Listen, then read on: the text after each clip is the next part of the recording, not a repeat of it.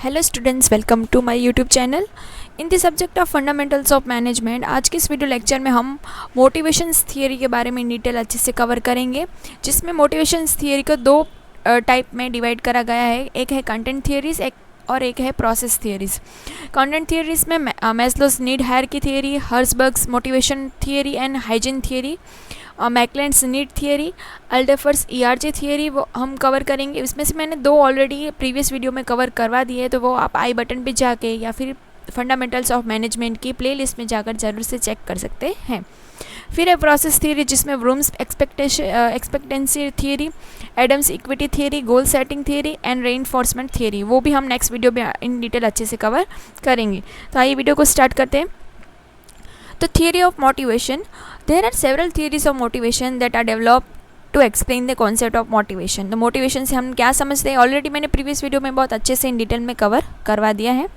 तो motivation is drive the forces an individual to work in a certain way. ठीक है कि हम अगर हमें कभी बहुत ज़्यादा लो फील हो रहा है, अगर बाहर से कोई बंदा हमें मोटिवेट कर रहा है बराबर कि आप ये काम कर सकते हो, तो हमें क्या लगेगा कि हाँ वो पर्टिकुलर काम करने के लिए आप प्रॉपरली कैपेबल है कि आप वो कर सकते हैं। ठीक है, तो वो एक मोटिवेशन मिलता है। मोटिवेशन किसी भी तरह से हो सकता है, पॉजिटिव वे में भी मोटिवेट कर सकते हैं लोग एंड नेगेटिव वे में कर सकते हैं। पॉजिटिव वे में कैसे करेंगे, हाँ कि आप ये कर सकते हो, एंड नेगेटिव वे में कैसे करेंगे, अगर आप पर्टिकुलरली कोई एग्ज़ाम की तैयारी कर रहे हो और आपके जो रिलेटिव्स है या फिर आपके कोई ऐसे फ्रेंड्स है जो आपको हमेशा ऐसे इस तरह से आपको मोटिवेट करेंगे कि तुम ये नहीं कर सकते, तो अंदर से ही हमें ऐसा फील आएगा कि नहीं मैं ये क्यों नहीं कर सकता, मैं तो करके ही दिखाऊंगा। तो वो भी एक नेगेटिव जो मोटिवेशन है, ठीक है, वो भी एक मोटिवेशन का ही पार्ट है। It is the energy that push us to work hard to accomplish a goal even if the conditions are not going our way। ठीक है, ऐसी कंडीशंस भी हो सकती है कि वो गोल अचीव करने के लिए लगभग नामुमकिन हो, फिर भी हमें अपने अंदर के आत्मविश्वास को बनाए रखना है एंड हमें वो रखना है कि हाँ वो मैं गोल कंप्लीट कर सकता हूँ। With the establishment of human organizations, people try to find out the answer to what motivates an employee in organization the most। तो वो ऑर्गेनाइजेशन में सबसे ज़्यादा देखिए वहाँ पे ह्यूमंस सबसे ज़्यादा काम कर रहे होंगे। लोगों को ऐसा भी होगा कि कभी काम करने में मज़ा ना आए, ठीक है, या फिर काम बहुत स्लो हो रहा हो या फिर काम हो ही ना रहा हो। तो इस सिचुएशन में ऑर्गेनाइजेशन को वो देखना होगा कि कौन सी ऐसी चीज़ है कि एम्प्लॉय को वो मोटिवेट करेगी कि वो फ्रिक्वेंटली अच्छे से काम कर पाए, वो उनका काम करने का जो तरीका है वो अच्छे से स्मूथली हो, जो हमने टारगेट अचीव करना है वो अच्छे से वो अचीव कर पाए। This give a birth to several content theories and process theories of the motivation. तो कंटेंट थियरीज है वो डील करती है व्हाट मोटिवेट्स द पीपल, कि वो व्हाट के साथ कनेक्टेड है, जबकि जो प्रोसेस थियरी है वो हाउ के साथ कनेक्टेड है। Thus theories of motivation can be broadly classify as दो टाइप में, content theory and process theory. तो इसमें कंटेंट थियरीज में क्या होगा, तो content theories find the answer to what motivates an individual. तो मतलब कौन सी ऐसी चीज़ है जो पर्टिकुलर इंडिविजुअल पर्सन है या एम्प्लॉय है उसको मोटिवेट कर रही है। Concern with individuals need and want. Following theories must give their theories of motivation in the content process: Maslow's need hierarchy, Herzberg's motivation and hygiene theory, Mackland's need theory and Alderfer's ERG theory। तो Maslow's के need hierarchy theory में हमने जो 5 stages देखे थे वो मैंने previous video में कवर करवा दिए, जहाँ से हमने स्टार्ट करा था फिजिकल नीड से एंड लास्ट में वो पहुँचा था सेल्फ एक्चुअलाइजेशन तक, तो हमने वो भी कवर कर लिया है। हर्सबर्ग्स मोटिवेशन एंड हाइजीन थियरी में हमने क्या देखा था कि हाइजीन थियरी वो टाइप की मोटिवेशन है जो ऑर्गेनाइजेशन में हो तो मोटिवेट नहीं करती, लेकिन अगर ना हो चीज़ें तो डिमोटिवेट ज़रूर करती है। एंड मोटिवेशन थियरी तो हमें पता ही है हर्सबर्ग की कि किस चीज़ से एम्प्लॉय को पर्टिकुलरली मोटिवेट फील होगा। फिर आज के इस वीडियो में हम McClelland's need theory and ERG theory cover करेंगे।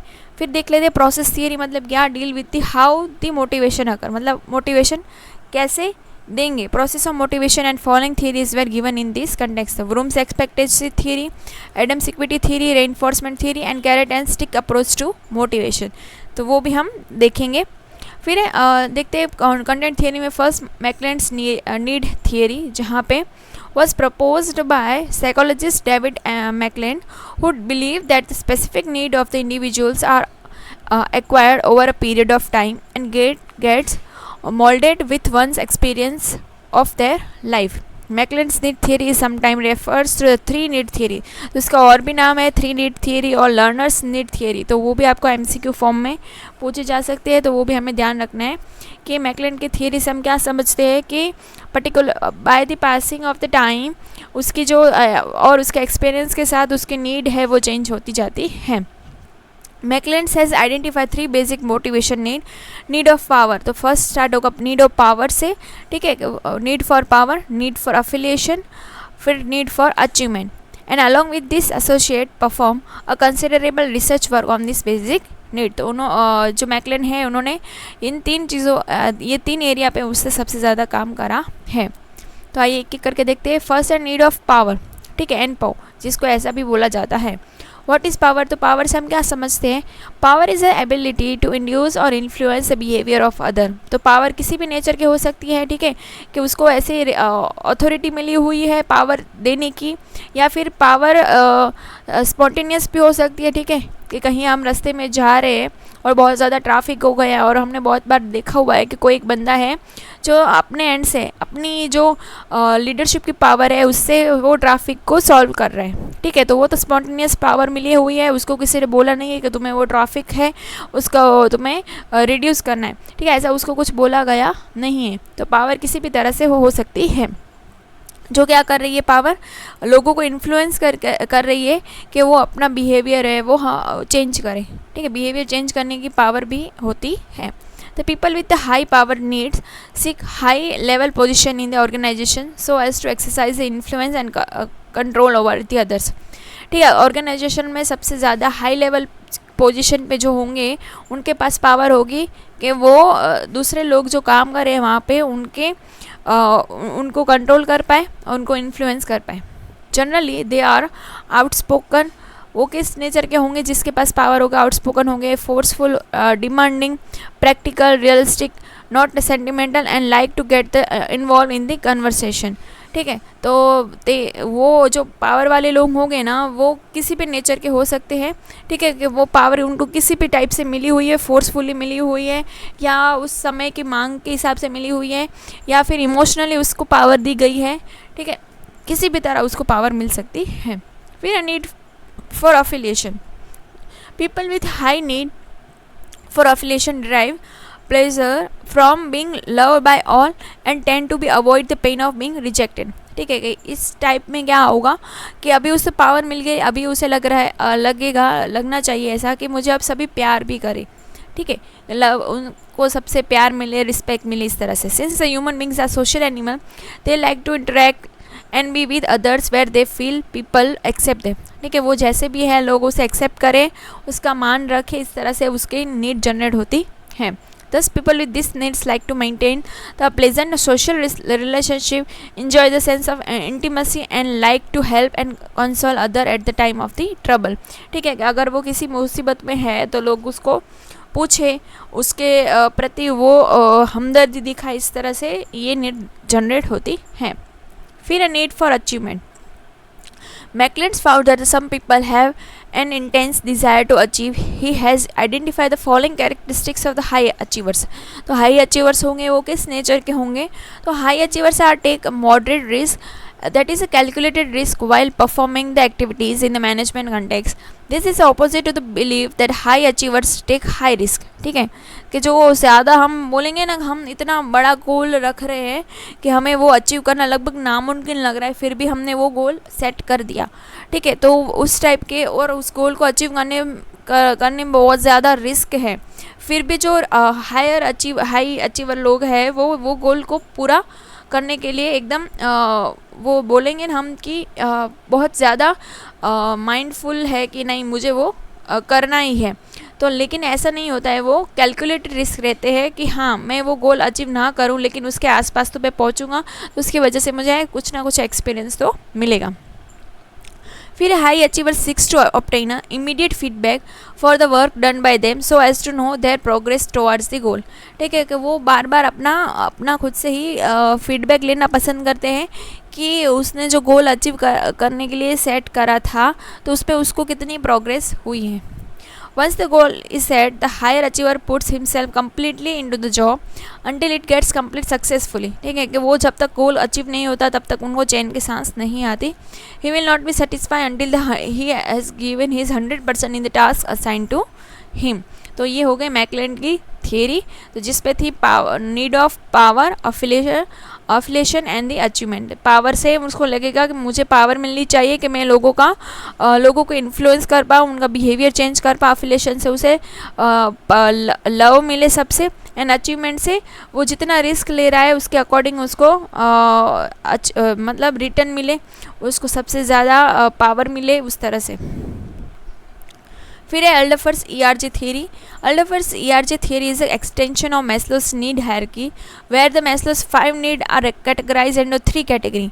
ठीक है, तो वो ये एल्डरफर्स थियरी है, वो मैस्लोस की 5 नीड जो हायरार्की थियरी है उसका ये एक्सटेंशन वर्जन है, जहाँ पे उसने क्या करा हुआ है कि जो थियरी है उसको 5 स्टेजेस को 3 पार्ट में डिवाइड कर दिए. तो फर्स्ट जो था psychological need and safety and security need, तो वो दोनों को मिलाकर उसने बना लिया एक्सिस्टेंस नीड. फिर social need and esteem need का हाफ पार्ट, मतलब यहाँ से थोड़ा हाफ और यहाँ का हाफ, मतलब ये, तो एस्टीम नीड का हाफ पार्ट हो गया और सोशल नीड का पूरा, तो वो हो गया रिलेटेडनेस नीड. एंड जो लास्ट है ग्रोथ नीड, जहाँ पे सेल्फ एक्चुअलाइजेशन पूरा है एंड एस्टीम नीड का हाफ लिया हुआ है. ठीक है, तो वो हो जाएगा ग्रोथ नीड. तो इस तरह से एल्डरफर ने उसको 3 पार्ट में डिवाइड करा है. An American psychologist Clayton Paul Alderfer had proposed his theory and believe that each need carries some values and hence can be classified as a lower order need and higher order need. ठीक है, तो उन्होंने वही देखा है कि need को हम क्लासीफाई कर सकते हैं अकॉर्डिंग टू देयर ऑर्डर. ठीक है, कि कुछ नीड ऐसी होंगी जो लोअर ऑर्डर पे होगी, कुछ होगी जो हायर ऑर्डर पे होंगी. मतलब जिसको फुलफिल करना कितना ज़रूरी है वो डिपेंड करता है वो किस ऑर्डर पे है. He also found some level of overlapping in the psychological security and social need, along with the invisible line of demarcation between the social esteem and self-actualization need. This led to a formulate Alderfer's ERG theory, which comprised of the contents from the Maslow's need. ठीक है, Maslow's की जो need hierarchy theory है उससे inspire होके एल्डरफर ने ERG theory दी है. ठीक है, तो यहाँ ERG कैसे बोलते हैं, यहाँ से उसका ई लिया, फिर यहाँ से R और यहाँ का G, इस तरह से. तो एक एक करके देखते हैं. एक्सिस्टेंस नीड में क्या है, the existence needs comprise of all those need that relate to the psychological and safety aspect of the human being and are the prerequisite for the survival. ठीक है, कि वो उन्होंने जो मैस्लोस ने बोला था फर्स्ट कि जो इंसान है उसको फर्स्ट क्या लगेगा, रोटी कपड़ा मकान, तो साइकोलॉजिकल नीड में हम वही आएगा. एंड सेफ्टी नीड में क्या आएगा, वो जहाँ पे काम कर रहा है वहाँ पे उसकी कितनी सिक्योरिटी है, जॉब की सिक्योरिटी हो गई या फिर लिविंग की सिक्योरिटी हो गई. ठीक है, तो उन दोनों को मर्ज करके उसने क्या कर दिया, एक्सिस्टेंस नीड.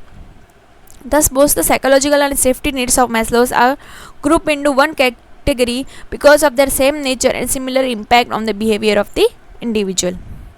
फिर है रिलेटेडनेस नीड, जहाँ पे relatedness needs refer to the social need that an individual seeks to establish relationship with the दोस्त for the whom he cares. ठीक है, अभी ये रिलेशनशिप में हम सोशल नीड में क्या आएगा कि जहाँ पे वो सोच रहा है कि जिसके साथ है उसके फ्रेंड्स हो गए या फिर उसके फैमिली मेम्बर हो गए, सब उसको प्यार करे, लव करे. ठीक है, उसकी केयर करे, इस तरह से. This need to cover the Maslow's social need and part of the esteem need, और कुछ पार्ट एस्टीम नीड का जहाँ पे उसको लगे कि उसको थोड़ी रिस्पेक्ट भी मिलनी चाहिए. Derive from the relationship with other people, और वो किस तरह से क्रिएट होगी कि औरों के साथ उसका किस नेचर का रिलेशनशिप है. तो रिलेटेडनेस नीड से हम क्या समझ रहे हैं, जहाँ पे मैस्लोस के 2 जो हायरार्की है उसमें से एक लिए उसने social need and esteem need का हाफ पार्ट, मतलब कुछ पार्ट उसने इसमें लिया है. फिर थर्ड है ग्रोथ नीड, जहाँ पे the growth need covers Maslow's self-actualization need as well as the part of the esteem need. ठीक है, लास्ट स्टेज उसने लिया एंड एस्टीम नीड का हाफ पार्ट उसने लिया है, which are internal to the individual such as feeling of being unique. ठीक है, वो हर इंसान चाहता है कि वो लोगों से अलग दिखे, कुछ यूनिक दिखे, एंड पर्सनल ग्रोथ, ये सब चीज़ें ग्रोथ नीड में आ जाएगी. दस growth needs are those needs that are influence an individual to explore his maximum potential in the existing environment. ठीक है, कि वो इस existing environment में उसका maximum कितना growth हो सकता है, वो कितना और ज़्यादा अपने आप को explore कर सकता है, वो growth needs से उसको पता चलेगा. तो आई होप से ये आपको समझ आया होगा एल्डरफर्स ERG थियरी, जहाँ पे मैस्लोस की जो नीड हायरार्की थियरी है उसका ही एक्सटेंशन वर्जन है. फिर एक है प्रोसेस थियरी से हमने लिया है carrot and stick approach of motivation. तो carrot and stick approach of motivation is a traditional motivation theory that ascertain in the motivating people to elicit desired behaviour. Sometime the rewards are given in form of money. तो उसको reward form में उसको दिया जाएगा, जैसे कि money हो गई, promotion and any other financial and non financial benefit. And sometimes the punishments are extend to the push an individual toward the desired behaviour. ठीक है, तो कुछ उसको रिवॉर्ड दे के या फिर पनिशमेंट का डर दिखाकर उसको मोटिवेट करा जाता है. The carrot and stick approach of motivation is based on the principle of reinforcement and is given by philosopher Jeremy Bentham. तो ये किसने दिया था ये याद रखना है, और reinforcement का ही एक पार्ट है. During the Industrial Revolution, this theory is derived from the old story of donkey, and the best way to move him is to put the carrot in front of him and with the stick from the behind. ठीक है, तो जिस तरह से हमने बहुत सारा बचपन में हमने स्टोरी सुनी हुई थी कि डोंकी के ऊपर एक इंसान बैठा हुआ है और वो डोंकी के आगे कैरेट रख रहा है, जिसकी वजह से क्या हो रहा है कि डोंकी उस कैरेट की लालच में बहुत स्पीड में आगे बढ़ रहा है. तो वही है यहाँ पे भी, carrot is the reward. Carrot को यहाँ पे रिवॉर्ड दिखाया गया है for moving, while the stick is the punishment. और स्टिक भी दिखाई जाती है जहाँ पे स्टिक को पनिशमेंट के सिम्बॉल में करा गया है, for not moving and hence making him move forcefully. Thus, an individual is given carrot as a reward when he performs efficiently and is jabbed with the stick, or he is given punishment in case of the non-performance. ठीक है, reward carrot को reward के form में and जो stick है उसको punishment के form में दिखाया गया है. तो कौन सी चीज़ें वाइल गिविंग पनिशमेंट, तो उनको कौन से पॉइंट्स ध्यान रखने हैं. पनिशमेंट इस टाइप की हो कि जिसकी वजह से उसका बिहेवियर थोड़ा मॉडिफाई हो, और डिज़ायर हम जिस डिज़ायर वे में चाहते हैं उस डिज़ायर वे में उसका मोटिवेशन हो. The punishment is more effective when given at the time the undesirable behaviour actually perform. तो उसका जो अनडिज़ायरेबल बिहेवियर है वो चेंज हो जाए पनिशमेंट के डर से, वही हम चाहते हैं. The management should make sure the punishment is properly administered and does not become reward for the undesirable behavior. तो पनिशमेंट के दर से वो अच्छे से काम करे, एंड अगर उन्हें पता भी हो कि अगर पनिशमेंट मिल रही है तो रिवॉर्ड नहीं मिलेगा, तो रिवॉर्ड चाहिए तो अच्छे से काम करना होगा. तो ये भी एक रेनफोर्समेंट थियरी है ऑफ मोटिवेशन. तो आई होप सो इस वीडियो से आपको हेल्प मिली होगी. Thanks for watching.